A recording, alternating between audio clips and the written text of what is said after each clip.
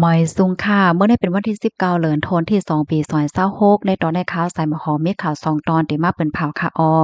ตอนที่1ค่ะรัสเซียรัฐว่าเครื่องกองกลางมาเมื่อจึ้นย่ามอันเขามีนั่นจางยื้อถึงดีลอนดอนเมืองอังกฤษนั่นไลใจข่าวยาม8มินิตก้อยเนี่ยค่ะข่าวเที่ยงตอน1ค่ะเงาลายน้ำมันค่ะเนาะสาโอ้เขาเมืองแขเรียกว่าน้ำมันเนี่ยไหลเขาเมืองแขเนี่ยค่ะอ่อนตั้งเปิ้นได้ที่ก็เข้ามาถอมได้ข่าวโหในอ่อนตั้งเนี่ยค่ะ ข่าวเงาลกลมฟ้าก็ติเลยว่ามาเคียงเด็ดๆค่ะดอกพี่น้องค่ะเมื่อเลียวได้จังหาเข้าเรือนโทนที่2ปี2026ในก้อยค่ะนะ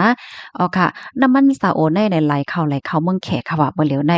ตั้งแต่เมื่อกลางเลินโทนที่2ปี2026ที่ป่นมาในลอกกาดน้ำมันว่าสังว่าจังไหนก็ติเลยว่ามาเฮียงเถียงกำเนิงไว้หลังสีมีข่าวงามออกมาว่าซาอุดิอาระเบียในค่ะนะเลยส่งออกน้ำมันกว่าที่เมืองแขในสูงถึง58ล้านบาร์เรลนะคะได้เรียกว่าสูงได้ว่ายาวกว่าวันไลนะคะจำหนังห้องการข่าวลงหลายๆห้องการค่ะเนาะอำว่าจะเป็นห้องการสื่อข่าวพร้มเปิกรอยเตอร์ว่าจังได๋ค่ะก็เลยออกมาเปิ้นเผาลัดว่าเมื่อวันที่16เดือนธันวาคมปี2026นั่นค่ะเขาได้ก็คุบเนตค่ะเนาะว่าตั้งฝ่ายซาอุดิอารามโกนะคะเนาะเนี่ยก็เขาก็ไล่ลดหย่อนกาขันน้ำมันตอนตาเอเชียนะคะนะเป็นข้าวตั้ง4เหรินที่จับกันนะคะปยกเที่ยงอันหนึงค่ะเนาะอาหรับไรท์นะคะเนาะอันนี้ก็ส่งอันนี้ก็เตเลยว่าลดย่อมขันมันน่ะลดย่อมขันน้ำมันว่าซังว่าเฮ็ดจังไหนเตเลยว่าแต้มสุดนับตั้งแต่เมื่อปลายปี2020ที่ป่นมานั่นเฮ็ดจังไหนคะเพราะว่าตั้งฝ่ายซาอุเขานั่นได้มีลองลดยอมน้ำมันว่าสังว่าเฮ็ดจังได๋เหี่ยก็เฮ็ดให้ตั้งฝ่ายแขเนี่ยก็สั่งซื้อน้ำเฮ็ดจังได๋นั่นขนาดเนาะเฮาคาดได้หันเลยว่า56-58ล้านบาร์เรลในขณะเดเลยว่าสูงหนาเดเลยว่านำเดยาวก็ว่าลายเฮ็ดจังได๋คะย้อนก็เปิดสั่งแลแขซ้ำสั่งซื้อนำเต้นนำวันล่ะเพราะว่าเนี่ยจึงข้อที่1ค่ะรายกาคันถูกนะนะคะลวงที่อันซาอุเขาลดย่อมปันกาน้ำมันอำนั้นก็ลดย่อมน้ำมันลงกาขันน้ำมันลงในแหนมันป้องว่ามีลองแข่งกันดั้งรัสเซียและดั้งอิหร่านไล่หลีเคินจังได๋นั่นค่ะน่ะเมื่อว่าเพราะว่าเฮาสั่งซื้อน้ำมันที่เมืองเขานั้นมันถูกไหนแน่นอนว่าเปิ้นก็ได้สั่งซื้อดีอันเฮาค้าซื้อเลยถูกกว่าจ่อแม่นค่ะปยกเที่ยงอันหนึ่งนะคะเซียนน้ำมันของซาอุในมันก็กึ่งกันดังโรงการโรงงานโรงจักรของดีเมืองแขป้องว่าจ้างเอา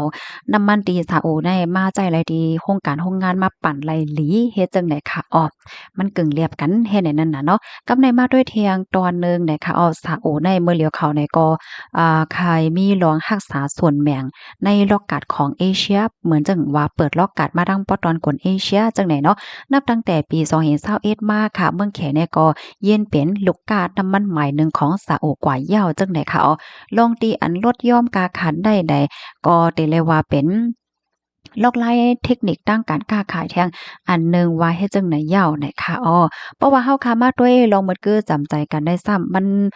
เป็นหือพองขลาพองย่ามมื้อเหลียวในนะคะแน่นอนนะคะเนาะว่า2ฝ่ายค่ะเนาะแขและดังซาอุได้มีลองจำใจกันเด้อมาอำใจก้อมกะว่าน้ำมันกะนานกว่าเนี่ยค่ะเหลือเสนั้นยังมีป้าเทียงแขเนี่ยค่ะเนาะเขาในก็ปันแห้งอีเขาฮ้องว่า Belt and Road ในนั้นค่ะนะเสียก็ซาอุได้ซ้ำมี เวอร์ชัน2030เฮ็ดให้ค่ะว่ามีการลงตื้นฝ่ายเทคโนโลยีลวงน้ำมันว่าลองเครื่องจักรโครงสร้างพื้นฐานว่าสังว่าเจ้านายเฮ็ดให้เขาอิงเหนือมีลองร่วมมือกันหลายปาหลายฝ่ายจังได๋เสียก็ทั้งสองภาคสองฝ่ายได้ก็ตื้อมีลวงจำใจกันตื้อมาว่าเฮ็ดจั่งใดเหย้านะคะค่ะก็แน่นอนว่ามันก็จะมีพรปรางต่อลอกกัดน้ำมันโลกนะคะในพื้นที่ที่พี่น้องค่ะอยู่ในจ่องรู้สึกว่าน้ำมันขันมันถูกมาอินค่ะ จ่องรู้สึกว่าจังนั้นค่ะเนาะภายไลดีเป็นหือเป็นหาพองเนี่ยก็ไข่ในกันไล่เนี่ยค่ะเนาะลูกดีข่าวง่าโหดในเหี่ยวก็กำในเฮาค่ะซัมมาโดยเงาลายตั้งปอตอนราชาอีกหนึ่งเนี่ยค่ะเนาะเงาลายลูกกำผาในวันมื้อได้โอ้โฮเต็เลยว่ามันก็มีหลวงแหลกลายกว่าสิงมดเหย้าเนี่ยค่ะซึกกำผาหลงปอกำสามในอำเภาะไกเหย้าหือว่ายุโรปในก็อำเภาะไข่นิมเศร้าค่ะดอกตั้งฝ่ายผู้นำราชาในก็หางแฮนติเตส่งนิวเคลียร์ไฮเปอร์โซนิกเข้ากว่าที่เบลารุสนะคะลูกดีเบลารุสเสียก็ยื้อไกลเลยถึงเมืองอังกฤษใจข่าวยาม8นาทีกว่านะคะว่า เมื่อวันที่16เดือนธันวาคมที่2ปี2026เนี่ยค่ะก็มีข่าวงาออกมาว่าพ้นน้ำฝ่ายค้านของเบลารุสค่ะนะก็เลยออกมาลัดว่าเมื่อเหลียวค่ะเนาะจอมจึงวลาดิเมียร์ปูตินพ้นน้ำรัสเซียค่ะห่างแฮนที่ได้ส่งมิสไซล์โอเรสนิกนิวเคลียร์ตั้งไว้เหนือสิงไว้ที่ไว้ว่าไม่อยู่ไว้ที่เบลารุสสิเนาะเสียก็เพราะว่าไม่อยู่ไว้ที่ในยาวไหนแต่ได้ใจการใจงานส่งกว่าทางปะตอนกลยุโรปในได้ก็ มันก็บ่หยาบยาวเฮ็ดจั่งใดคะไล่ฮู้ว่าผู้นำยูเครน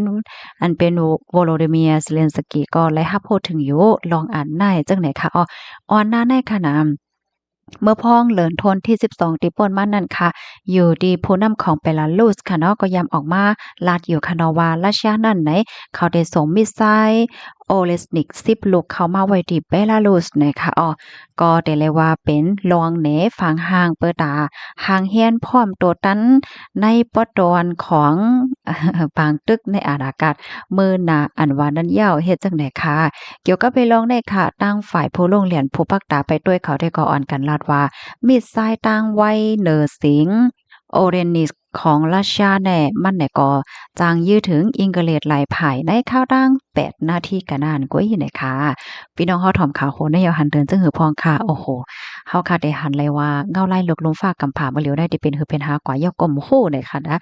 มื้อเหลียวเนาะหลายๆวันหลายเมืองในโพไลภัยก็มีไว้นิวเคลียร์เมืองมหาอำนาจเขากว่าเนาะเฮาว่าเนาะเหมือนจังว่าโพไลภัยที่โครงสร้างไลเนี่ยก็ไผๆก็ใครมีหยังไผหั่งมันก็เพราะว่าเหมือนจังหนังเมื่อว่ามื้อซื่นที่เฮาค่ะถ่อมกว่าค่ะเนาะว่าเอากว่าเอามาเงาไล่ลกในไผไลมีอานะไผไลมีเอ็นแรงก็มันได้มีแรงมันได้ยิ่งใหญ่คือหลายจังใดนั้นค่ะน่ะเนาะ บ่มีรองคืมนาจังหือก็เตรียมมาสืบเป็นแผ่ปันพี่น้องค่ะก่อเที่ยงในค่ะเนาะยินจมูกก็ที่รับถอมปันแห้งในค่ะไม่สูงค่ะ